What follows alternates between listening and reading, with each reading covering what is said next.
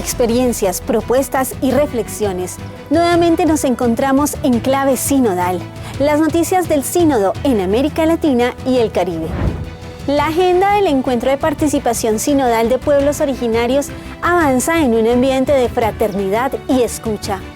Continuando con las actividades del segundo momento destinado al trabajo por regiones, se hicieron diversas propuestas pastorales, tomando como base los aportes del documento de acompañamiento del CELAN a los pueblos originarios. La hermana Sonia Beita, misionera de la Madre Laura y miembro del pueblo Cabecar en Costa Rica, relata su experiencia en estos días de trabajo. Desde esta mirada y desde compartir, lo que a mí me surge y siento y he pensado y he visto en el grupo es mirar lo que tiene ya en los pueblos originarios, ¿cierto? Un ejemplo es como la formación que ya hay dentro de los pueblos, pero también cómo acompañar para que eso se realice, pero también para eso se necesitan los mismos líderes, las mismas personas, las mismas que están dentro de la formación, pero también de los líderes. Pero también eso lleva a un espacio de que pueda hacer eso en acciones que sean concretos, en materiales, en reuniones, en cosas digitales, para poder acompañar bien, porque sin eso pues queda todo escrito, todo en documento y no se avanza, ¿cierto? Entonces para mí es algo que me cuestiona y me ha llamado mucho la atención de ver de cómo responder y también cómo poder mirar todo lo que se ha realizado, pero también todos esos avances, pero también mirar cómo se puede proyectarse desde esa misma realidad. Desde lo pastoral, el acompañamiento del CELAN a los pueblos originarios es de carácter histórico, a lo que se unen los aportes que desde la investigación se han hecho al campo de la teología. Tiempo en el que se han presentado numerosos avances, como lo relata Monseñor Víctor Corral, obispo emérito de Riobamba, Ecuador.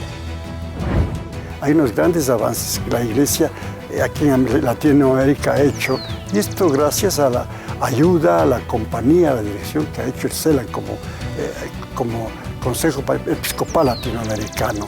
Y yo he sido testigo de eso, que estos avances, yo creo que en avances puedo decir que hay desde que ese no contar con ellos, de verse obligados como iglesia a tenerles en cuenta desde su emergencia, que saltaron a la realidad latinoamericana, algo que parecía que no existía en los pueblos indígenas, hacer una realidad que lucha en el campo social, político, pero esa lucha ya lo estaba haciendo la iglesia con obispos como Monseñor Proaño, como iglesia como Riobamba y tantas otras, y no voy a necesitarlos, pero ya estaba haciendo el CELAN. Desde Medellín fue fuerte eso, y hay un avance en esta presencia que antes era solo hasta sacerdotes, no había sacerdotes indígenas, ya sacerdotes indígenas, pensadores indígenas, la teología indígena sale de eso, no solo de sacerdotes, sino de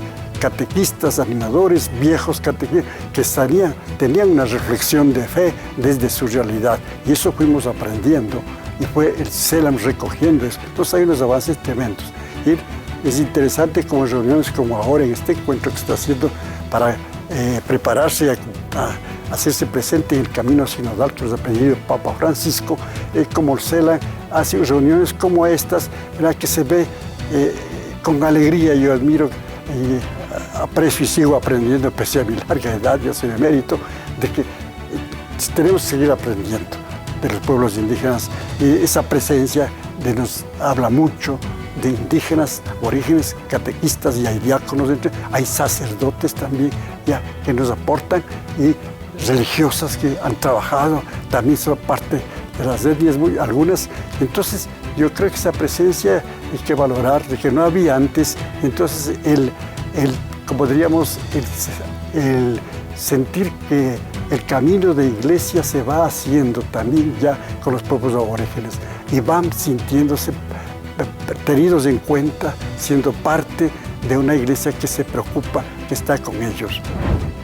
Cada asistente al encuentro de participación sinodal de pueblos originarios tiene una historia por contar desde su propia realidad, y las motivaciones que nacen en el corazón para optar por este camino de formación, encuentro con Dios y diálogo con la Iglesia.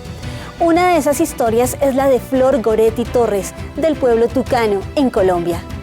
En el transcurso de estos días, lo que se ha podido vivenciar son las experiencias de cada pueblo originario, que a pesar de que estamos en diferentes lugares del mundo o del continente, todos estamos viviendo las mismas problemáticas. Por lo menos una de las problemáticas más sentidas es que todos necesitamos el acompañamiento permanente de la Iglesia Católica en nuestros momentos de angustias, de dificultad, porque los ministros de la Iglesia son los que nos dan como la fuerza que necesitamos para seguir luchando. Y cuando el gobierno no nos pone atención a los pueblos indígenas, necesitamos aún más la presencia de la Iglesia que nos esté respaldando. De alguna u otra manera creemos que la Iglesia tiene voz, tiene poder ante el Estado, entonces necesitamos que ellos nos ayuden a buscar alguna solución para nuestros territorios, para seguir conservando nuestra identidad cultural. El recorrido que hice fue bastante largo, pude viajar desde San José del Guaviare, salí el 14 de febrero y después de 6 días de viaje llegué hasta acá, hasta el lugar del encuentro. Lo que me impulsó a venir hasta acá, a pesar de que tengo muchos compromisos laborales como docente, como madre de familia, también como catequista, como lectora, fue porque sentí que esta es una oportunidad que Cristo me está llamando para que yo venga hasta acá a aprender más. Todo encuentro, toda oportunidad es porque Jesús lo llama, Jesús llama de diferentes maneras, entonces yo lo sentí así. Cuando recibí la invitación, dije, esto es porque Cristo quiere que yo aprenda más y asimismo venir a compartir con mi pueblo porque realmente lo necesitamos. Seguimos en Clave Sinodal, noticias del Sínodo en América Latina y el Caribe. Hasta pronto.